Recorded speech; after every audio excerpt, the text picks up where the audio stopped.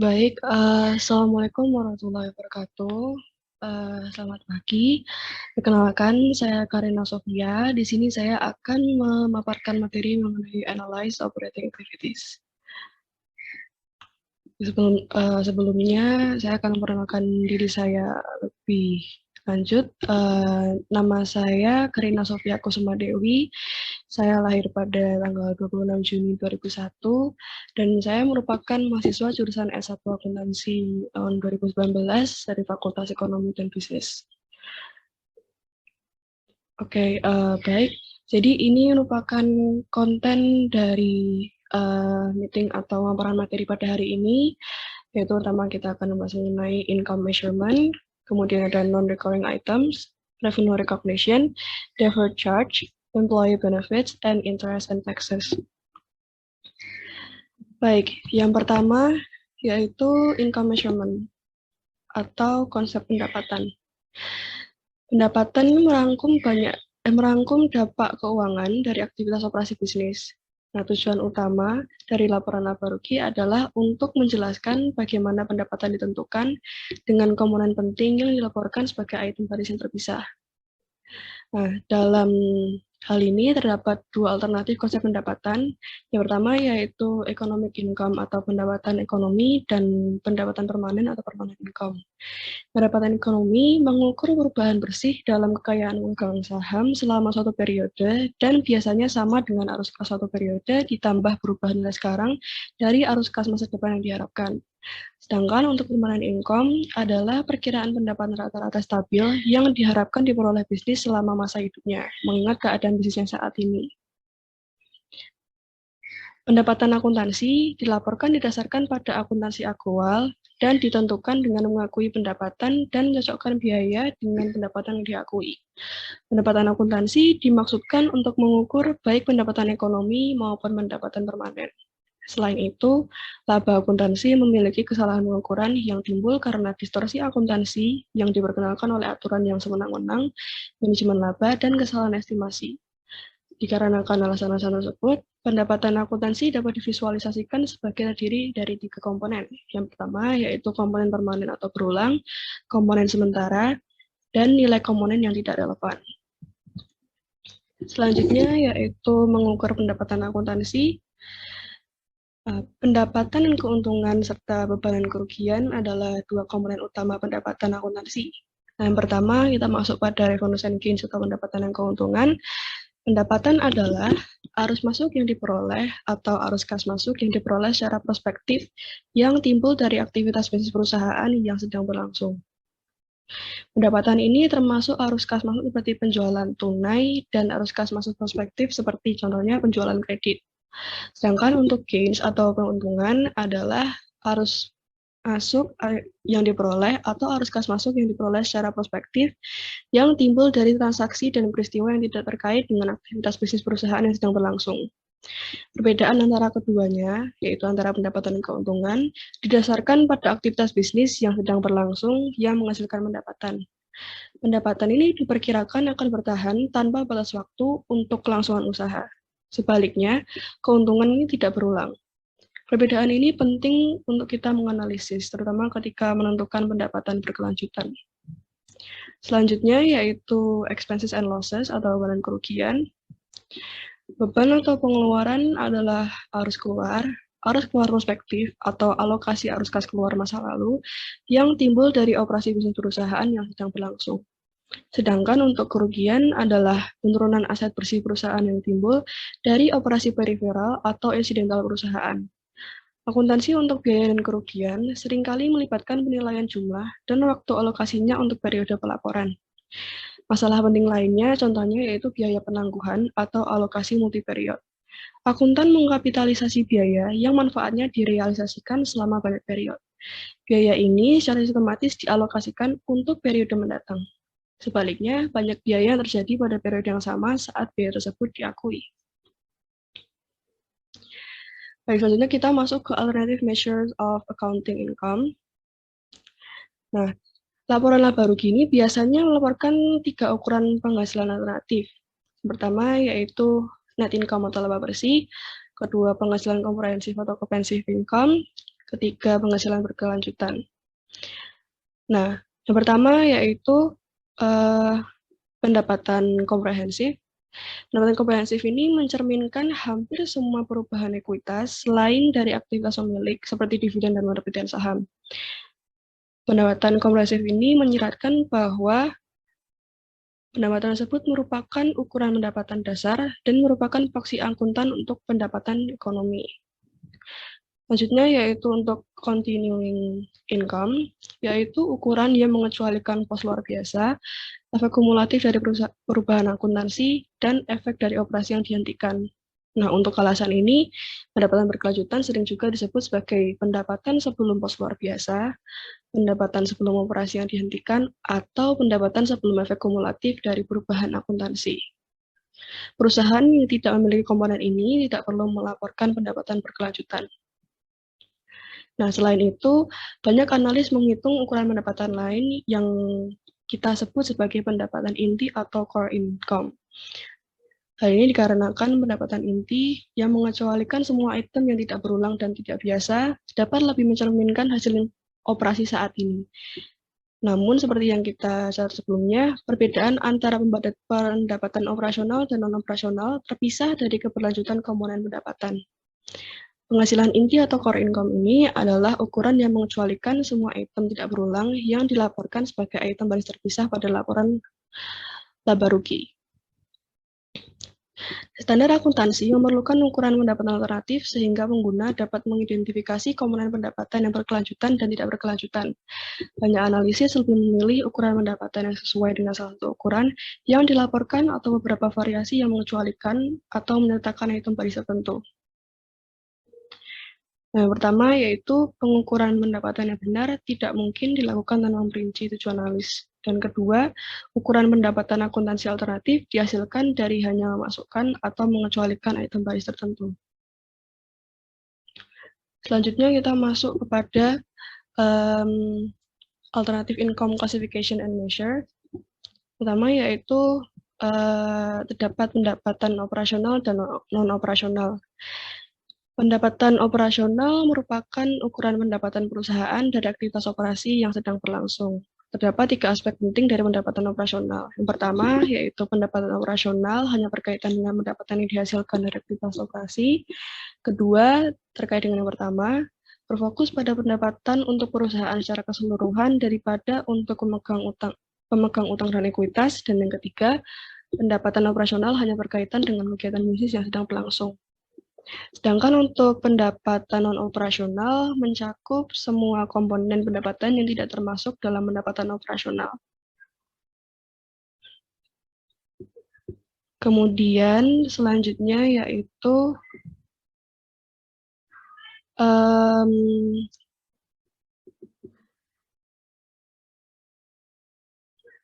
non-recurring items.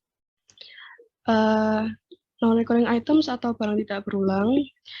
Bagian ini menjelaskan beberapa pos tidak berulang, termasuk pos luar biasa, segmen yang dihentikan, perubahan akuntansi, biaya restrukturasi, dan pos khusus beserta analisis dan interpretasinya. Kita masuk pada yang pertama, yaitu barang luar biasa atau extraordinary items. Item luar biasa ini dibedakan oleh sifatnya yang tidak biasa dan frekuensi kemunculannya. Sebelum berlakunya PSAK 145, yang mana efektif untuk tahun fiskal yang dimulai setelah Mei 2002, sebagian besar pos luar biasa adalah keuntungan dan kerugian dari penghentian dini utang. Sedangkan yang lainnya termasuk kerugian akibat bencana alam dan pengambil alihan aset. Nah, pos-pos luar biasa ini diklasifikasikan secara terpisah dalam laporan laba rugi. Karena kriteria klasifikasi yang ketat, item luar biasa ini jarang terjadi. Nah, gambar di sebelah kanan yang disampaikan pada PPT ini melaporkan frekuensi dan besarnya pos luar biasa. Dapat dilihat bahwa proporsi perusahaan yang melaporkan pos luar biasa biasanya kurang dari 6%, tetapi telah meningkat hingga 12,4% dari perusahaan pelapor. Di mana item luar biasa ketika terjadi biasanya kurang dari 3% dari penjualan. Nah, untuk memenuhi syarat sebagai item barang luar biasa atau extraordinary items, terdapat 2 hal. syarat. Yang pertama yaitu sifatnya yang tidak biasa. Suatu peristiwa atau transaksi yang memiliki tingkat kelainan yang tinggi dan tidak terkait dengan atau hanya terkait secara insidental dengan aktivitas biasa dan kas perusahaan. Kemudian yang kedua yaitu kejadian yang jarang terjadi, yang mana yaitu suatu peristiwa atau transaksi yang tidak diharapkan akan terulang kembali di masa yang akan datang. Nah, untuk menganalisis item luar biasa ini, analis harus mengecualikan pos luar biasa ketika menghitung pendapatan permanen. Item luar biasa ini juga dikecualikan dari pendapatan saat membuat perbandingan dari waktu ke waktu atau antara perusahaan. Pos luar biasa yang timbul dari operasi bisnis perusahaan dimasukkan saat menghitung pendapatan operasional, tetapi dikecualikan saat menentukan pendapatan permanen. Item luar biasa juga mengungkapkan eksposur risiko perusahaan. Meskipun risiko ini mungkin kecil, kejadian ini menunjukkan kemungkinan terulangnya di masa mendatang. Discontinued operation atau operasi yang dihentikan. Selanjutnya, perusahaan terkadang membuang seluruh divisi atau lini produk. Ketika disposisi ini berkaitan dengan segmen bisnis yang dapat diidentifikasikan secara terpisah, mereka diberikan perlakuan akuntansi yang khusus dalam laporan laba rugi. Nah, dari tampilan gambar yang disajikan pada WWT menunjukkan besarnya dan frekuensi operasi yang dihentikan selama 2 dekade terakhir. Melalui pertengahan 1990-an, sekitar 2% dari perusahaan publik melaporkan operasi dihentikan dalam laporan laba rugi mereka. Sejak saat itu, frekuensi item-item ini meningkat tajam menjadi sekitar 12% pada tahun 2004. Namun, besarnya operasi yang dihentikan sebagai persentase dari penjualan tetap cukup konstan sekitar 2% dari penjualan. Meskipun penurunan pendapatan cenderung lebih besar dari efek operasi yang dihentikan menghasilkan peningkatan bisnis. Nah, untuk memenuhi syarat sebagai operasi yang dihentikan, aset dan aktivitas bisnis dari segmen divestasi harus dapat dibedakan dengan jelas dari aset dan aktivitas bisnis entitas yang tersisa.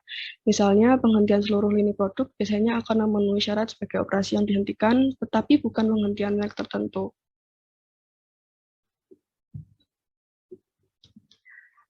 Baik, selanjutnya yaitu menganalisis discontinued operation. Dalam menganalisis discontinued operation, semua dampak dari operasi yang dihentikan harus dihilangkan dari pendapatan saat ini dan masa lalu. Aturan ini berlaku terlepas dari apakah tujuannya adalah untuk menentukan pendapatan ekonomi atau permanen atau dalam menentukan pendapatan operasional atau non-operasional. Penyesuaian langsung untuk saat ini dan 2 tahun terakhir karena perusahaan diharuskan untuk menyatakan kembali laporan laba rugi mereka dan melaporkan laba rugi pada operasi yang dihentikan secara terpisah. Berkenaan dengan kondisi keuangan perusahaan, seorang analisis juga harus menghapus aset dan kewajiban dari operasi yang dihentikan dari neraca. Yaitu selanjutnya yaitu ada accounting changes atau perubahan akuntansi. Perusahaan dapat mengubah metode akuntansi dan asumsi yang mendasari laporan keuangan karena alasan tertentu. Nah, terkadang metode akuntansi ini diubah karena standar akuntansi baru. Namun di lain waktu, metode akuntansi dan atau asumsi diubah untuk lebih mencerminkan perubahan aktivitas atau kondisi bisnis.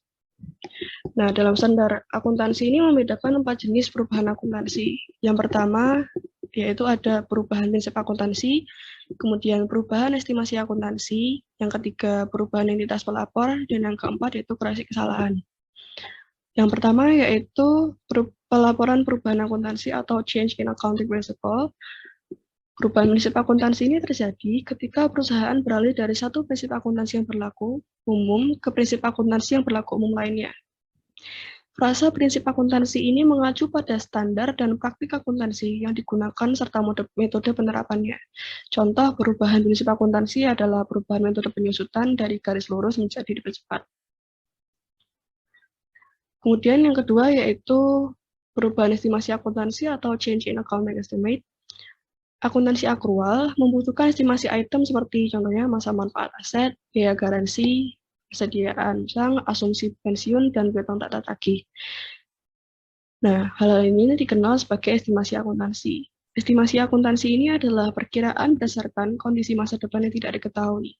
Dengan demikian, estimasi akuntansi dapat berubah. Terdapat beberapa persyaratan akuntansi dan pengungkapan tertentu ketika perubahan terjadi dalam estimasi akuntansi yang terdiri atas dua hal. Yang pertama yaitu aplikasi prospektif, yang mana merupakan perubahan dicatat dalam perubahan periode perubahan dan jika berlaku periode mendatang pada saat dan ketika efek terjadi. Kemudian yang kedua yaitu pengungkapan catatan, yaitu mengungkapkan dampak perubahan pada laba bersih dan laba sebelum pos luar biasa hanya untuk periode saat ini, bahkan ketika perubahan memengaruhi periode mendatang. Baik, selanjutnya yaitu menganalisis perubahan akuntansi. Ada beberapa poin yang harus dipertimbangkan seorang analis ketika menganalisis perubahan akuntansi. Yang pertama yaitu perubahan akuntansi bersifat kosmetik dan tidak menghasilkan konsekuensi arus kas balik saat ini maupun di masa depan. Yang mana artinya yaitu kondisi keuangan suatu perusahaan tidak terpengaruh oleh perubahan akuntansi. Kemudian yang kedua, sementara perubahan akuntansi disebutkan bersifat kosmetik, terkadang bisa lebih baik bersifat mencerminkan realitas ekonomi. Misalnya, yaitu keputusan perusahaan untuk memperpanjang umur mesin yang dapat disusutkan mungkin merupakan upaya untuk menyesuaikan biaya dengan pola penggunaan aktual lebih baik. Pada prinsipnya, kondisi yang diperlukan untuk perubahan metode akuntansi adalah perubahan tersebut lebih mencerminkan ekonomi yang mendasarinya. Kemudian yang ketiga, seorang analis harus waspada terhadap manajemen laba. Manajemen laba tidak terlalu menjadi masalah dalam menerapkan standar baru, walaupun manajer mungkin mengatur waktu penerapannya untuk periode ketika pengaruhnya paling menguntungkan. Dan yang keempat, seorang analis harus menilai dampak perubahan akuntansi pada perbandingan lintas waktu. Jika perusahaan melaporkan dampak perubahan akuntansi untuk data tahun-tahun sebelumnya dalam catatannya, riwayat pendapatan dapat disesuaikan. Namun, jika tidak ada informasi seperti yang dilaporkan, maka seorang analis harus menyadari potensi batasan untuk setiap perbandingan sepanjang waktu. Hal ini penting karena perusahaan terkadang mengubah estimasi akuntansi menjadi riwayat pendapatan window dress. Nah, yang terakhir yaitu seorang analis harus mengevaluasi pengaruh perubahan akuntansi pada pendapatan ekonomi dan pendapatan permanen. Untuk memperkirakan pendapatan permanen, analis dapat menggunakan angka yang dilaporkan di bawah metode baru dan mengabaikan efek kumulatif. Selanjutnya yaitu masuk kepada special items. Special item atau item khusus ini mengacu pada transaksi dan peristiwa yang tidak biasa atau jarang terjadi, tetapi tidak keduanya. Item ini biasanya dilaporkan sebagai item baris terpisah pada laporan laba rugi sebelum pendapatan berkelanjutan. Seringkali item khusus ini adalah item non-rutin yang tidak memenuhi kriteria untuk klasifikasi sebagai luar biasa. Item khusus ini merupakan kelas yang paling umum dan penting dari item tidak berulang, seperti yang dilaporkan pada tampilan gambar yang tertera di PPT. Frekuensi item khusus ini meningkat. Frekuensi item khusus ini meningkat secara dramatis dari 1% perusahaan pelapor hingga pada tahun 1980-an menjadi hampir total 48% perusahaan pelapor. Sebagian besar peningkatan ini terkonsentrasi pada item khusus yang mengurangi pendapatan, terutama biaya restrukturasi. Besarnya item khusus tetap cukup konstan, sekitar 2% dari penjualan, dengan efek negatif secara konsisten lebih tinggi dalam nilai absolut daripada efek positif. Barang-barang ini ketika terjadi dapat berdampak signifikan pada laba yang dilaporkan. Hal ini seringkali mengubah tahun yang menguntungkan menjadi kerugian. Nah, di dalam special items ini terdapat dua hal. Yang pertama yaitu aset impairment atau penurunan aset. Penurunan nilai aset berumur panjang. Nah, suatu aset berumur panjang dikatakan mengalami penurunan nilai ketika nilai wajarnya atau nilai pasar dari penggunaan dalam perusahaan di bawah nilai tercatatnya atau nilai buku di neraca.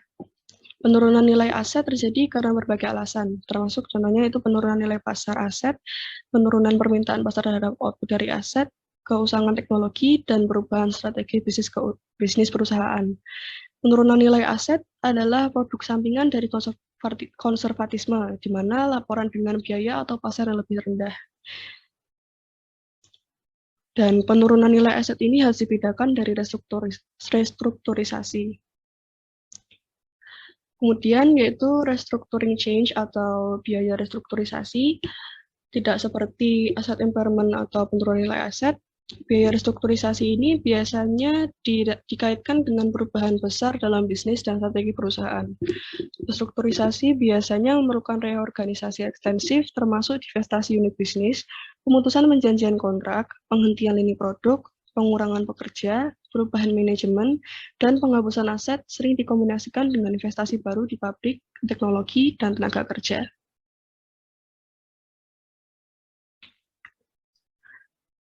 Baik, selanjutnya kita masuk kepada revenue recognition atau pengakuan pendapatan. Nah, pendapatan ini didefinisikan dalam artinya sebagai arus masuk atau peningkatan lain dari aset suatu entitas atau penyelesaian kewajibannya yang dihasilkan dari operasi utama atau sentral yang sedang berlangsung dalam suatu perusahaan. Nah, di sisi lain, untuk keuntungan adalah peningkatan aset bersih atau ekuitas yang dihasilkan dari transaksi peripheral atau insidental perusahaan. Nah, dalam pengakuan pendapatan dan keuntungan akrual yang tidak tepat, dapat memiliki dua konsekuensi yang tidak diinginkan. Contohnya yang pertama yaitu jika perusahaan mencatat pendapatan sebelum waktunya atau terlambat, maka pendapatan akan dibebankan pada periode yang salah. Dan yang kedua, jika sebuah perusahaan mencatat pendapatan sebelum kepastian realisasi yang wajar, maka pendapatan mungkin dicatat dalam satu periode dan kemudian dibatalkan atau dibalik di periode lain. Untuk pengakuan pendapatan terdapat beberapa kriteria. Yang pertama yaitu aktivitas yang menghasilkan pendapatan secara substansial telah selesai dan tidak diperlukan upaya yang signifikan untuk menyelesaikan transaksi. Yang kedua, risiko kepemilikan dalam penjualan secara efektif diteruskan ke pembeli. Pendapatan dan beban terkait diukur atau diestimasi dengan akurasi yang wajar. Pendapatan yang diakui biasanya menghasilkan peningkatan kas, piutang, atau surat berharga. Kemudian transaksi pendapatan berada pada jarak yang wajar dengan pihak independen. Kemudian yang terakhir yaitu transaksi pendapatan tidak dapat dicabut atau seperti hak retur. Nah, di dalam revenue recognition ini terdapat beberapa hal. Yang pertama yaitu uncertainty in revenue collection atau ketidakpastian dalam penagihan pendapatan. Perusahaan menggunakan penyisian piutang ragu-ragu atau tak tertagih untuk mencerminkan ketidakpastian kolektibilitas piutang dari penjualan kredit. Sebuah perusahaan ini membuat penilaian berdasarkan keadaan, ketika tidak dapat lagi secara wajar menjamin kolektibilitas piutang. Penilaian ini bisa konservatif atau mungkin menggunakan asumsi liberal atau optimis. Ketika kolektibilitas tidak lagi cukup terjamin, maka praktik akan mengikuti prosedur umum untuk menunda pengakuan pendapatan sampai kas dikumpulkan. Kemudian yaitu revenue when right of return exists atau pendapatan ketika hak pengembalian ada. Ketika pembeli memiliki hak pengembalian, pendapatan diakui pada saat penjualan hanya jika kondisi berikut terpenuhi. Yang pertama yaitu harga secara substansial tetap atau dapat ditentukan pada tanggal penjualan. Kemudian pembeli membayar penjual atau berkewajiban untuk membayar penjual. Kemudian kewajiban pembeli kepada penjual tidak berubah jika terjadi pencurian atau kerusakan produk. Dan yang terakhir yaitu pembeli memiliki substansi ekonomi selain menjual. Kemudian yaitu franchise revenues atau pendapatan waralaba. Standar akuntansi untuk franchisor menyaratkan bahwa pendapatan franchise fee dari penjualan franchise diakui hanya jika semua jasa atau kondisi material yang berkaitan dengan penjualan secara substansial dilakukan atau dipenuhi oleh franchisor. Hal ini juga berlaku untuk biaya waralaba berkelanjutan, penjualan produk berkelanjutan, penjualan agen, waralaba yang diambil alih, biaya waralaba, pendapatan campuran, dan hubungan antara pemilik waralaba dan penerima waralaba. Selanjutnya yaitu product financing arrangement atau pengaturan pembiayaan produk. Pengaturan pembiayaan produk ini adalah perjanjian yang melibatkan transfer atau akuisisi yang disponsori dari persediaan yang mana walaupun kadang-kadang merupai penjualan persediaan, pada dasarnya merupakan sarana pembiayaan persediaan. Misalnya, jika sebuah perusahaan mengalihkan atau menjual persediaan ke perusahaan lain dan secara bersamaan setuju untuk membeli kembali persediaan di kemudian hari, maka transaksi ini kemungkinan merupakan pengaturan pembiayaan produk dan bukan penjualan dan pembelian persediaan selanjutnya. Kemudian yaitu revenue under contracts atau pendapatan berdasarkan kontrak. Akuntansi untuk jangka panjang kontrak konstruksi untuk item seperti contohnya yaitu bangunan, pesawat, kapal, atau mesin berat, menimbulkan masalah konseptual untuk penentuan pendapatan dan laba. Dalam hal ini, GAAP mengharuskan perusahaan untuk menggunakan metode persentase penyelesaian jika terdapat estimasi yang wajar untuk kedua biaya untuk menyelesaikan kontrak dan kemajuan menuju penyelesaian kontrak. Kemudian yang terakhir yaitu unearned revenue atau pendapatan diterima di muka. Di bawah kontrak kinerja jangka panjang seperti kontrak garansi produk dan kontrak pemeliharaan perangkat lunak, pendapatan seringkali dikumpulkan di muka. Nah, dalam keadaan seperti itu, pendapatan diakui secara proporsional selama seluruh periode kontrak. Logika untuk akuntansi tersebut adalah bahwa meskipun pendapatan dalam kasus ini adalah dapat direalisasikan atau bukan diperoleh sampai pada masa kontrak berakhir. Jumlah pendapatan yang masih belum diakui muncul di neraca sebagai kewajiban yang disebut pendapatan diterima di muka.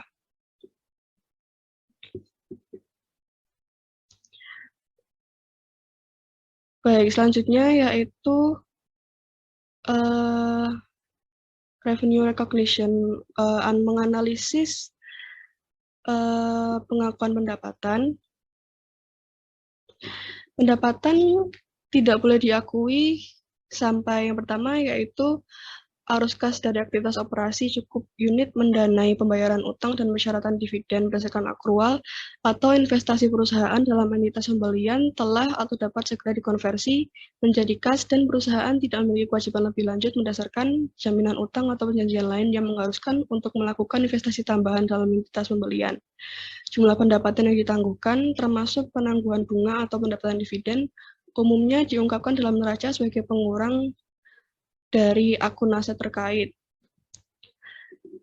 Dan juga untuk pencatatan pendapatan ini merupakan peristiwa penting dalam menentukan pendapatan, di mana analis harus memastikan apakah mereka benar dalam mencerminkan realitas ekonomi dalam pengakuan pendapatan.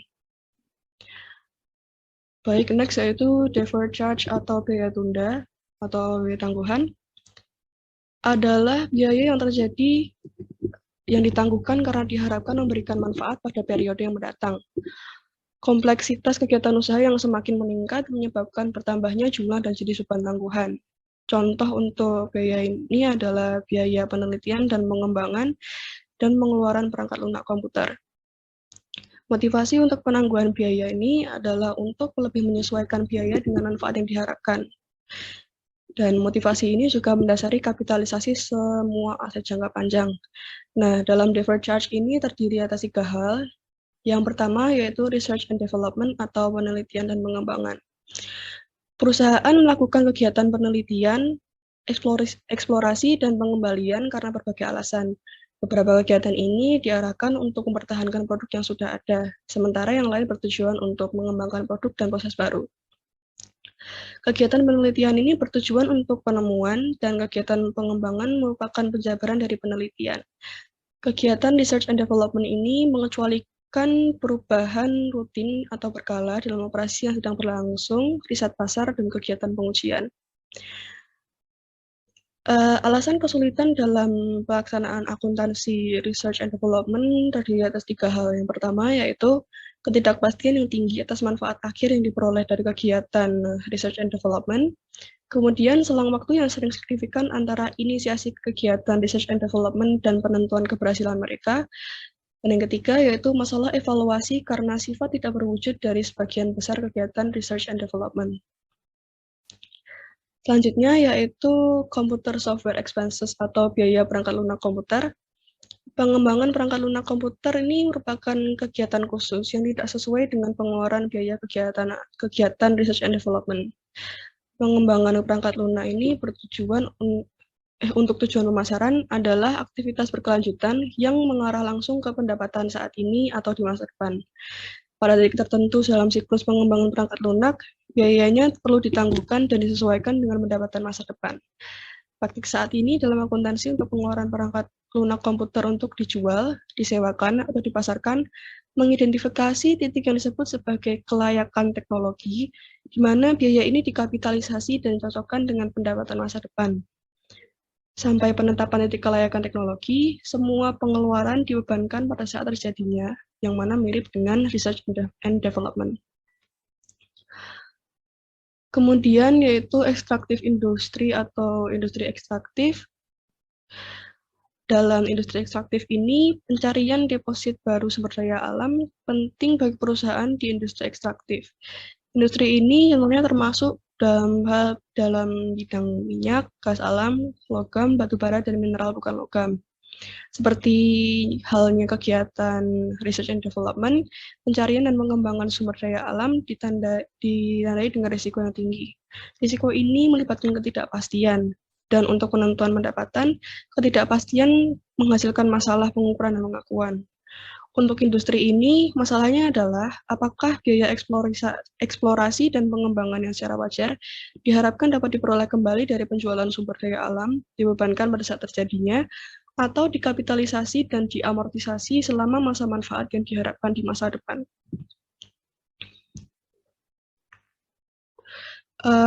Kemudian analisis untuk industri ekstraktif ini memiliki berbagai metode yang dapat diterima untuk menangani biaya eksploitasi dan pengembangan dalam industri ekstraktif menghambat perbandingan hasil di seluruh perusahaan. Akuntansi dalam industri ini terus menunjukkan keragaman, di mana kedua metode umum yang diumumkan, kedua metode yang umum digunakan, dan variasi pada metode ini dapat menghasilkan hasil yang berbeda secara signifikan. Sebagai analis, kita harus menyadari bahwa banyak dari analis menyukai upaya-upaya akuntansi yang berhasil daripada akuntansi biaya penuh karena lebih sesuai dengan biaya dengan pendapatan terkait dan lebih konsisten dengan praktik akuntansi saat ini. Upaya akuntansi yang berhasil membutuhkan hubungan langsung antara biaya yang dikeluarkan dan cadangan spesifik yang ditemukan sebelum biaya eksplorasi dan pengembangan ini dikapitalisasi. Sebaliknya, akuntansi biaya penuh mengizinkan perusahaan untuk melabeli kegiatan eksplorasi dan pengembangan yang gagal sebagai aset. Kemudian yaitu supplementary employee benefits atau manfaat tambahan karyawan. Pada bagian ini akan menjelaskan tentang akuntansi, analisis, dan interpretasi imbalan kerja tambahan dengan penekanan pada opsi saham karyawan.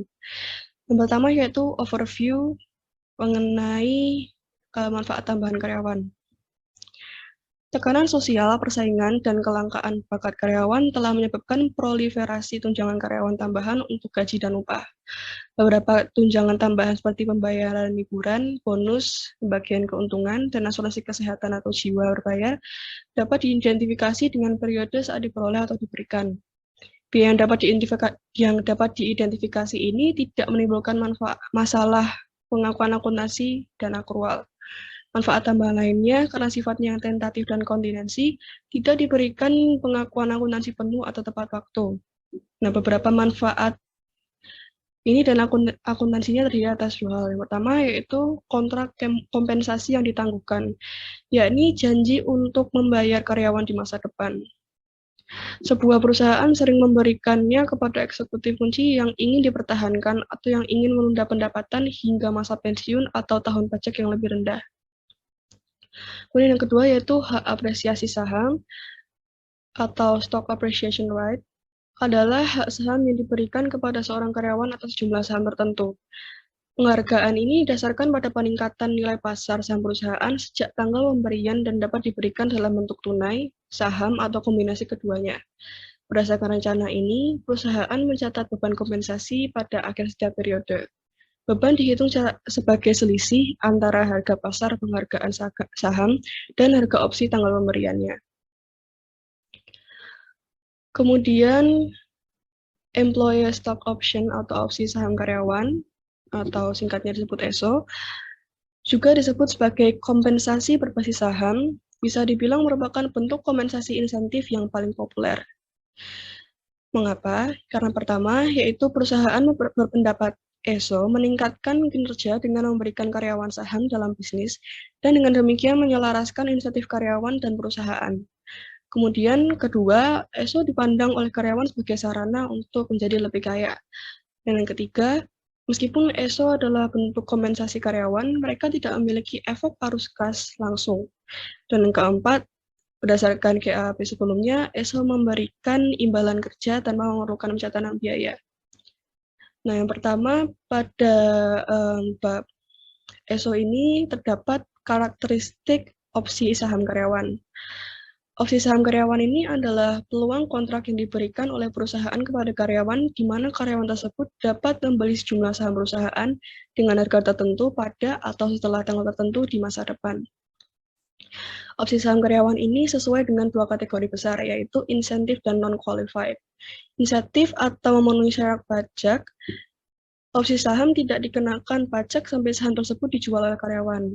Opsi ini harus diberikan pada nilai pasar wajar, dan saham harus dimiliki selama 2 tahun sejak tanggal pemberian dan 1 tahun lagi sejak tanggal pelaksanaannya. Selisih antara harga pelaksanaan dan harga jual biasanya akan dikenakan pajak sebagai pendapatan biasa. Kemudian yaitu yang non-qualified atau tidak memenuhi syarat. Opsi ini terkadang diberikan dengan diskon dari nilai pasar wajar dan karyawan, dikenai pajak pada saat pelaksanaan atas selisih antara harga pelaksanaan dan nilai pasar wajar saham. Kemudian yaitu masuk pada poin 2, yaitu Economic Cost and Benefits of ESO atau ekonomi dan manfaat ESO. Nah, ESO ini memiliki manfaat utama, yaitu potensi peningkatan nilai perusahaan yang dapat timbul melalui efek insentif pada perilaku karyawan. ESO ini bertujuan untuk menyelaraskan insentif karyawan dan perusahaan dengan memberikan kesempatan kepada karyawan untuk berpartisipasi dalam menciptakan kekayaan pemegangan saham. Manfaat opsi saham karyawan melalui peningkatan motivasi karyawan dicerminkan melalui item yang secara tradisional termasuk dalam pendapatan, seperti peningkatan pendapatan atau penurunan biaya.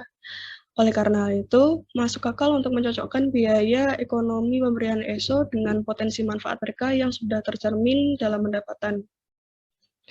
Kemudian, accounting and reporting for ESO atau akuntansi dan pelaporan untuk ESO. Terdapat dua masalah akuntansi utama yang terkait untuk ESO. Yang pertama yaitu pengenceran laba per saham, dan yang kedua yaitu mengakui biaya opsi saham karyawan sebagai beban dalam pendapatan saat ini. Nah, dalam hal ini, nilai hibah ESO ditentukan dengan mengalihkan jumlah opsi yang tidak diberikan dengan nilai wajar setiap opsi pada tanggal pemberian. Kemudian yaitu disclosure of employee stock option atau pengungkapan opsi saham karyawan.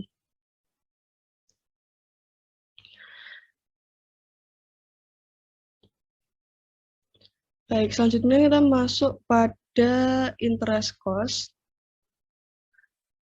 atau biaya bunga. Bunga ini ditentukan oleh beberapa faktor, dan salah satunya yang terpenting yaitu merupakan risiko kredit atau tidak terbayarnya peminjam. Beban bunga ini ditentukan oleh tingkat bunga, pokok, dan waktu. Nah, yang pertama itu masuk kepada yaitu interest computation atau perhitungan bunga. Beban bunga bagi perusahaan adalah tingkat nominal yang dibayarkan atas pembiayaan utang termasuk dalam hal obligasi, amortisasi diskon, atau premi. Komunikasi ini muncul ketika perusahaan menerbitkan hutang konversi atau hutang dengan waran. Situasi ini akan menghasilkan tingkat nominal di bawah biaya utang serupa yang tidak menikmati fitur tambahan ini. Dalam kasus hutang yang dapat dikonversi, praktik akuntansi menganggap fitur hutang dan ekuitas tidak dapat dipisahkan. Maka dari itu, tidak ada bagian dari hasil penerbitan utang konversi yang dapat diatribusikan ke fitur konversi. Kemudian yaitu interest capitalization atau kapitalisasi bunga. Kapitalisasi bunga ini diperlukan sebagai bagian dari biaya aset yang dibangun atau diproduksi untuk perusahaan pengguna sendiri atau termasuk aset yang dibangun atau diproduksi untuk perusahaan atau pihak lain di mana deposit atau pembayaran kemajuan dilakukan. Tujuan dari interest capitalization ini terdiri atas dua hal. Yang pertama yaitu mengukur dengan lebih akurat biaya perolehan suatu aset, dan yang kedua yaitu mengamortisasi biaya perolehan terhadap pendapatan yang dihasilkan oleh suatu aset. Kemudian masuk kepada income taxes atau pajak penghasilan. Beban pajak penghasilan ini merupakan biaya bisnis yang cukup besar. Memahami akuntansi untuk pajak penghasilan penting untuk keberhasilan analisis laporan keuangan. Dalam pajak penghasilan ini terdapat beberapa hal. Yang pertama yaitu perbedaan antara sementara dan permanen. Perbedaan antara pendapatan pajak dan GAAP pada dasarnya terdapat dua jenis, yaitu sementara dan permanen atau temporary and permanent. Perbedaan sementara, seperti namanya, adalah perbedaan yang sifatnya sementara dan diperkirakan akan berbalik di masa depan. Perbedaan ini terutama dalam suatu perbedaan waktu antara akuntansi pajak dan GAAP. Contohnya, misalnya yaitu GAAP memungkinkan perusahaan untuk mengambil biaya restrukturisasi untuk perkiraan biaya restrukturisasi yang mungkin berlangsung beberapa tahun, sementara Undang-Undang Pajak mengizinkan pengurangan hanya ketika biaya restrukturisasi benar-benar terjadi. Perbedaan temporer ini dicatat dengan menggunakan penyesuaian pajak tangguhan. Sedangkan untuk perbedaan permanen, sesuai dengan namanya adalah perbedaan yang bersifat permanen. Perbedaan ini muncul karena undang-undang perpajakan dan GAAP secara fundamental berbeda dalam perlakuan mereka terhadap item tersebut. Misalnya yaitu pendapatan bunga dari obligasi daerah tertentu, bebas pajak, dan oleh karena itu tidak termasuk dalam menentukan penghasilan kena pajak. Sementara itu disertakan dalam penentuan pendapatan GAAP. Selanjutnya yaitu pajak tangguhan atau deferred taxes. Perbedaan temporer dapat menyebabkan penghasilan kena pajak menyimpang secara substansial dari penghasilan sebelum pajak yang disusun berdasarkan GAAP. Oleh karena itu, pembebanan pajak aktual yang terutang selama tahun berjalan terhadap pendapatan GAAP sebelum pajak melanggar prinsip pencocokan dasar akuntansi dan menghasilkan pendapatan setelah pajak yang dapat berubah-ubah dan bahkan tidak berarti. Nah, untuk menghindari masalah ini, akuntan akan menggunakan alokasi antara periode yang dikenal sebagai penyesuaian pajak tangguhan atau deferred tax adjustment. Dasar penyesuaian pajak tangguhan ini adalah untuk lebih mencocokkan beban pajak untuk periode tersebut dengan pendapatan sebelum pajak yang dilaporkan berdasarkan GAAP. Kemudian selanjutnya yaitu the nature of tax liabilities atau aset atau sifat liabilitas atau aset pajak tangguhan. Dalam hal ini, apa sih sifat dari aset atau kewajiban ini? Nah, seperti semua penangguhan, mereka ini sebenarnya bukan aset atau kewajiban dalam pengertian yang benar. Misalnya, kewajiban pajak tangguhan ini tidak membebankan kewajiban apapun pada bisnis untuk membayar pajak. Juga aset pajak tangguhan tidak memberikan hak untuk mengklaim pajak. Semua kewajiban pajak tangguhan ini menunjukkan bahwa pembayaran pajak yang sebenarnya akan proporsional lebih tinggi di masa depan karena pembayaran pajak secara proporsional lebih rendah di masa lalu. Baik, selanjutnya yaitu accounting for deferred taxes atau akuntansi untuk pajak tangguhan. Akuntansi untuk pajak tangguhan ini ditentukan dalam PSAK 109. Meskipun tujuan akuntansi pajak tangguhan adalah mencocokkan beban pajak dengan pendapatan GAAP sebelum pajak, akuntansi untuk pajak tangguhan menggunakan pendekatan aset kewajiban, yang mana artinya fokusnya adalah pada perhitungan potos neraca, aset dan kewajiban pajak tangguhan. Beban pajak penghasilan tidak dihitung secara langsung. Sebaliknya, hal itu dihitung sebagai perbedaan antara perubahan aset dan kewajiban pajak tangguhan dan pajak terutang kepada otoritas pajak.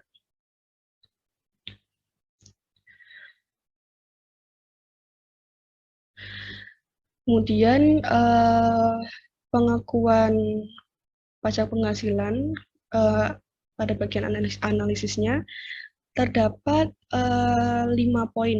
Yang pertama yaitu financial statement adjustment atau penyesuaian laporan keuangan. Aset atau kewajiban pajak tangguhan bukanlah aset atau kewajiban sebenarnya dalam arti bahwa aset tersebut tidak memberikan manfaat di masa depan atau membebankan kewajiban apapun di masa depan kepada perusahaan. Dikarenakan hal itu, banyak analis mengecualikan mereka dari neraca saat melakukan analisis rasio. Kemudian yaitu present valuing deferred tax assets dan liabilities. Aset atau liabilitas pajak tangguhan merupakan potensi arus kas masa depan yang timbul dari pembalikan pembedaan temporer. Namun pembalikan ini bisa muncul bertahun-tahun kemudian dan dalam hal ini nilai sekarang dari efek arus kas akan jauh lebih kecil daripada yang dicatat di neraca. Oleh karena hal itu, beberapa analis merekomendasikan untuk menilai aset atau kewajiban ini saat ini. Untuk melakukan itu, penting untuk memahami sifat dari setiap komponen aset atau kewajiban yang ditangguhkan dan memperkirakan berapa tahun kemudian rata-rata mereka akan berbalik. Kemudian yaitu forecasting future income and cash flow atau memprediksi pendapatan dan arus kas masa depan. Pengungkapan pajak penghasilan berguna untuk meramalkan arus kas masa depan. Sebagai analis, kita perlu mempertimbangkan perbedaan permanen dan sementara dalam perkiraan arus kas kita. Perbedaan temporer diukur dengan aset atau kewajiban pajak tangguhan berguna dalam meramalkan arus kas. Adanya kewajiban pajak tangguhan yang besar menunjukkan bahwa pembayaran pajak perusahaan di masa yang akan datang cenderung lebih tinggi daripada provisi pajaknya. Namun untuk menggunakan informasi ini dalam peramalan arus kas, perlu untuk memperkirakan kapan penangguhan diharapkan berbalik. Kemudian yaitu menganalisis perbedaan permanen sementara atau analyzing permanent and temporary difference. Seorang analis harus mengevaluasi mengapa tarif pajak efektif berbeda dari tarif pajak wajib dengan memeriksa komponen yang menyebabkan divergensi. Secara khusus, penting untuk mengidentifikasi komponen tidak berulang yang secara sementara mengaruhi tarif pajak efektif. Kemudian yaitu manajemen laba dan kualitas laba atau earning management and earning quality. Dalam hal ini, seorang analis harus berhati-hati dalam memeriksa setiap perubahan, khususnya dalam hal penurunan, dalam penyisian penilaian, karena hal itu bisa menjadi upaya untuk mengelola pendapatan. Secara umum, banyak analis membandingkan GAAP dan penghasilan kena pajak untuk mengevaluasi kualitas laba. Adanya kewajiban pajak tangguhan yang besar menunjukkan bahwa pendapatan GAAP di masa lalu lebih tinggi daripada pendapatan kena pajak. Oleh karena hal itu, perusahaan dengan kewajiban atau aset pajak tangguhan yang besar cenderung mengadopsi praktik akuntansi yang agresif atau konservatif. Baik, sekian pemaparan materi dari saya. Terima kasih atas perhatiannya. Kita akan masuk kepada sesi diskusi atau tanya jawab. Bagi peserta yang memiliki pertanyaan bisa mengajukan pertanyaannya.